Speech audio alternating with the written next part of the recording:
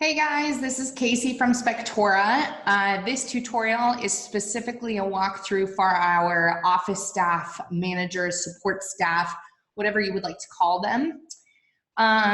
Please be aware that office staff can have different permissions depending on if your company would allow you to have access to everything within the platform, including business metrics, contacts, databases, things like that.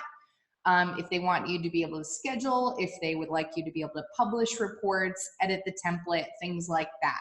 So if something looks a little bit different in your profile, you probably just don't have the permission to do that. You can either talk to your company admin level permission person, usually the owner or the head inspector, and get that for you, or you can just not worry about it. All good. The role mainly that I see for office staff is scheduling. And so when you are scheduling a new inspection, you would hit this new inspection button, and I'll go through it here in a second, how to schedule an inspection internally. On your dashboard, this map area is going to be the map for where all of the inspections that day are going to be. So both of these are today contingent. Unconfirmed over here in orange is if you have an unconfirmed inspection request that would be coming in from your online scheduler or your inspection request form. And so you would want to go in there and make sure all of your fees and your time and your assignments were correct. Scrolling down, this calendar you can change to view it daily, weekly, for a week, which is this week plus 3, or month, which is this calendar month. You can look and see based off of what inspector. This is our little sub-inspector. There's me as an inspector.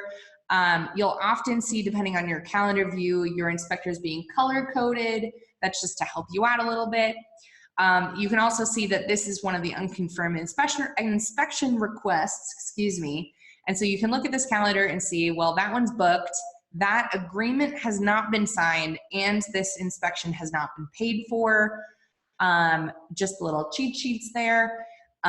You can see this one's an inspection request form, and then these two are actually what we call an event. It's something that has been scheduled on the calendar to block off availability. You can either schedule an inspection internally using that button up top, or you can actually click onto this calendar on the day that you would like to schedule an inspection for. This is also how you would schedule time off. You would click this event and then add some time off and assign it to an inspector. But you would click inspection, and what that's going to do is it is going to pull up our new inspection form. So this form is specifically internally facing. So it's anyone who has a scheduling permission within Spectora for your company. Great, so we're gonna start off with, you can choose which inspector you're scheduling. This is a drop-down menu. You can scroll down here. You can change the time and the date for the inspection. You can either use this address form or click address search, and address search is going to try to find your address in Google Maps. And if there is a matching autofill address in there, it will help you find that. That will also connect you to Zillow if you're trying to pull information from Zillow. You can add a client name, email, last name, all that good stuff in here. You can click additional agent if you have two, say an unmarried couple or best friends or who is ever buying a house together, no judgment. If you actually already have had this client use you for an inspection before, instead of having to re-enter all their information, you can also just hit this client search button and it'll search your contact database for that client.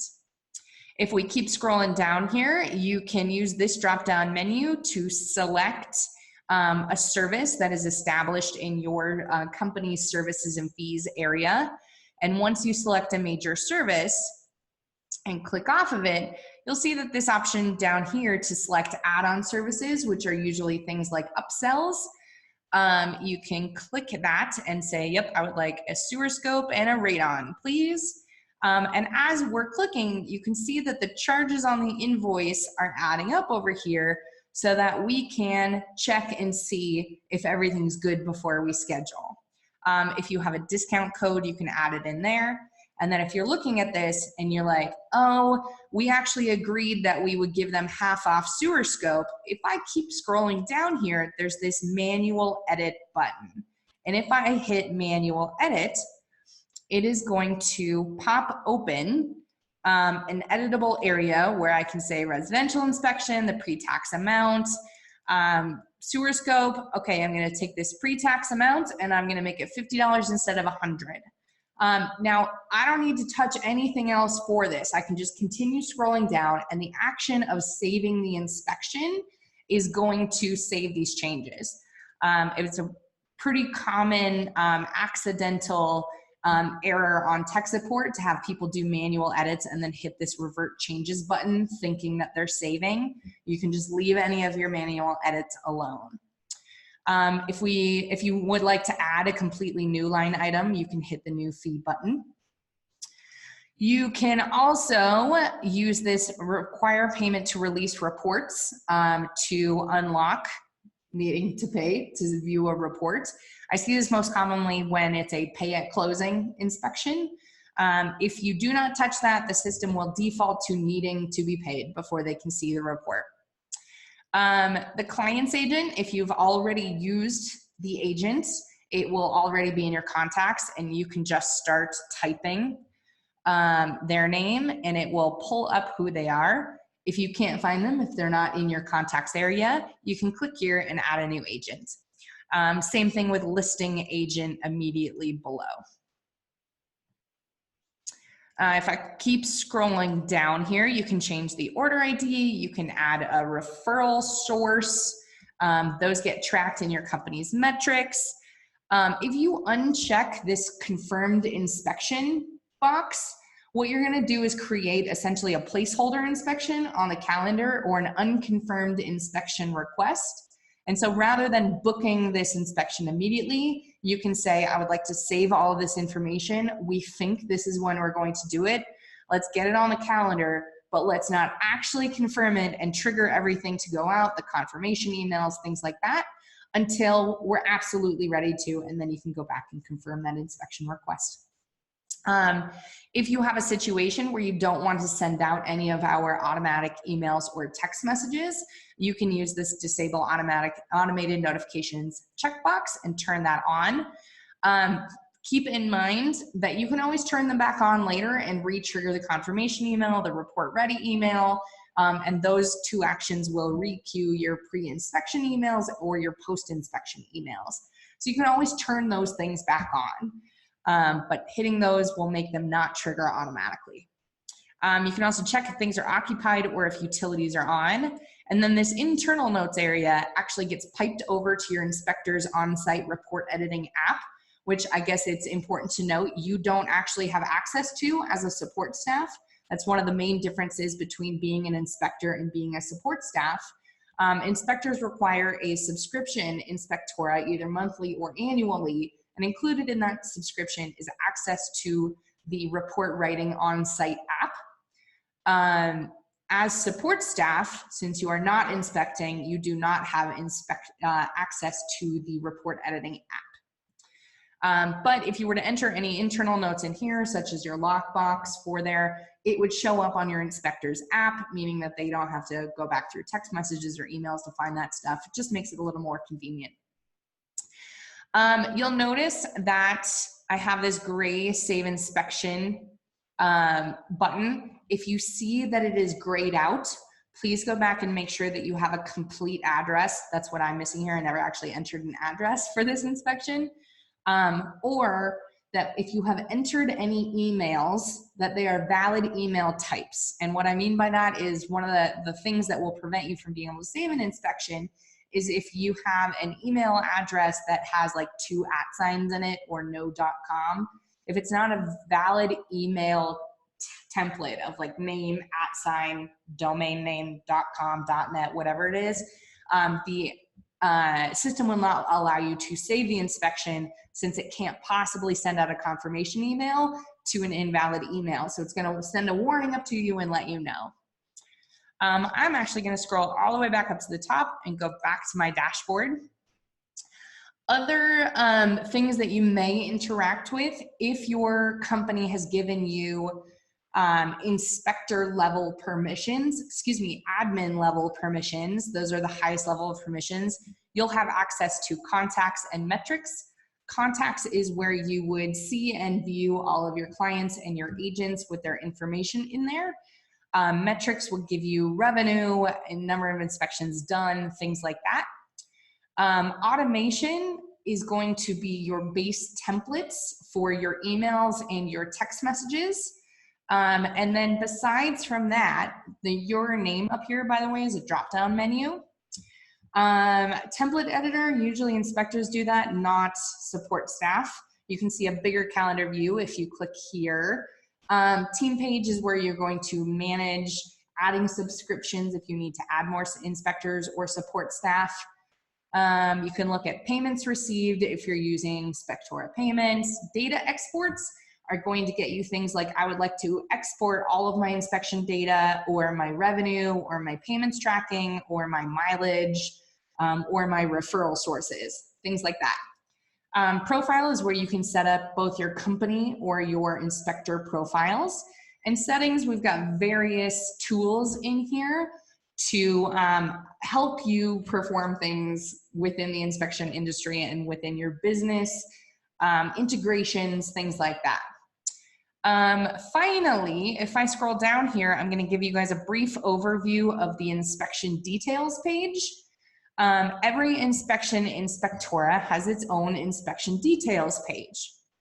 You can find it by either clicking on the calendar like I just did, or if you use the drop-down menu of your name to go to the inspections tab, you'll get the list of every inspection that is scheduled within Spectora. And there's actually a search bar over there where you can search by address, client name, things like that to find your inspection. So there's a couple different tools that you can use there.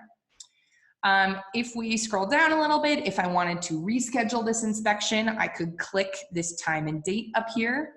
Fair warning, rescheduling, if you have a rescheduling email turned on in your automations area, will trigger an email, so be careful when you're doing it. If you accidentally misspelled the name of the street or something like that, you can click here and edit property details. That's where you would also edit things like year built or square footage, number of bedrooms, anything pulled from Zillow, you can edit in property details. This is a map of where the house is currently located. I scrolled over a little bit, so the house is actually way over here, or our office in this case. If I scroll down here, we have divided the inspection details page into boxes, is what I call them. This is the people box over here. It's everybody who is assigned to the inspection in some way.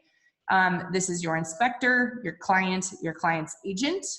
If we hit this plus new button in the upper right-hand corner, I can add additional inspectors if you have more on your company. I can add more clients. I can add a listing agent since I don't have them. We currently only have the capability for one client's agent. So if you have some agent working as a team, create a team contact for them. Have the first agent be the first name and the second agent be the second name and use their logo or something like that. It's pretty easy to work around. If you would like to edit any of these people over here, or you would like to re-trigger a confirmation email, anything like that, you would click these three buttons over here and you can edit, resend confirmation email, resend confirmation text, or you can remove them. I'll show you guys what the client agent view looks like here in a second. This is the reports box. It is all the reports that are assigned to this particular inspection. You can add a report, say you upsold something by hitting that plus new button and selecting a template to generate a report from. If you have something like a radon result PDF that you would like to upload as a report, you can attach it there. And then this locked button will actually override the need to pay you. I say that specifically because it only overrides the need to pay. If we continue scrolling down here, there is no override for if you have an unsigned inspection agreement. If there is an unsigned agreement, the report remains locked and the client or the agent cannot view it. And so if they absolutely need it and you are willing to do it, you can always just delete the agreement off the inspection, but I'll warn you, that's not very common. If you do need to edit something about the payments area, you can always use this button to add an entire service from your services and fees area, or you can hit these three dots in the upper right-hand corner of the fees box and edit the fees. You can view the invoice. If someone sent you a check or paid you in cash, you can actually mark it paid in full and it'll create a payment received. This internal box over here is where you can edit order ID, mark it as occupied. This is where you would either disable or re-enable notifications from going out, add a discount code later, add those internal notes that get piped over to the inspector's app. And because the inspector's app is involved, if you do any edits in the internal box here, make sure you hit this save button. If you need to add additional agreements, you can always hit these three dots in the top right-hand corner of the agreements page and hit add agreement. And then if you have previously done an inspection at this particular address, you can see the additional reports. Most often I see this used for re-inspections. This request box is not editable. It's the information that your client or your agent gave to you when they were scheduling using the inspection request form or the online scheduler. And so that's from them to you. If you need to add any notes or anything, put them up here in the internal notes. And then finally, if we scroll down here, we have the sent emails and text messages queue and what has already been sent in its status area. So you can go down here to the email emails box and see that Kevin, who's an agent on this particular inspection, I sent him the confirmation email and it was delivered. If it was opened, it would have that tag. If you accidentally spelled his name wrong or something like that, it would show bounced or dropped. And so you'd be able to go back in there and say, I don't understand why this didn't work. And then you can actually click into each of these emails. And if there was an error, you could see a specific error code, like please check that the email is valid, something like that. These share details buttons, I get a lot of questions on. If you would like to share your inspection with a third party, an insurance company, the client's granddaughter, something like that, somebody who's not listed in the people box, you would hit this share details button and it is going to pull up the template for the home inspection confirmation email. You can add a third party email up here, a CC if you would like, change the subject line. You can even change the entire contents of this inspection, or excuse me, this email template. This blue button will take them to the client's portal, which I'll show you here in a second. And that is where your client or your agent goes to sign their agreement, pay you, things like that. So if you have someone who's helping out on the inspection or a third party who needs access to the agreement, the invoice, and ultimately the reports, you could use that share button to send it out, and then you just hit send email. So then finally, in this super short walkthrough, if you would like to see exactly what the client and the agency, you can either click this button right here, or there's actually a second button up here for client view. In Spectora, we host a client version of every inspection and gives them a home base to be able to view their agreements, pay you, view their invoice, and ultimately view their report instead of having to keep track of a lot of different links, PDFs within their emails. We give them one place to go to. And so this is your client's portal. Your inspector, who's ever assigned to the inspection, is listed here, and your agent. The agents go wild for it. I think that wraps up my brief walkthrough that's specifically geared towards our office staff, awesome managers, support staff, whatever you're calling yourself these days. If you have more questions, I would recommend, depending on your permissions, within the team page, watching some of the other new user setup series tutorial videos that I have. It's a playlist on YouTube. That will teach you how to do things like edit email templates, change pricing modifiers in the services and fees area, set up your inspector's availability. you can learn how to do all of that within those other tutorials. Finally, I guess, always feel free to jump on this green tech support chat bubble in the bottom right-hand corner of Spectora.com. We take an immense amount of pride in our tech support. We cover all business hours of US time zones, as well as having weekend hours available, and we are averaging an under 1 minute response time during those hours. And so if you reach out, you're never gonna have to wait for very long. All right, thanks guys. Check out the rest of the tutorials.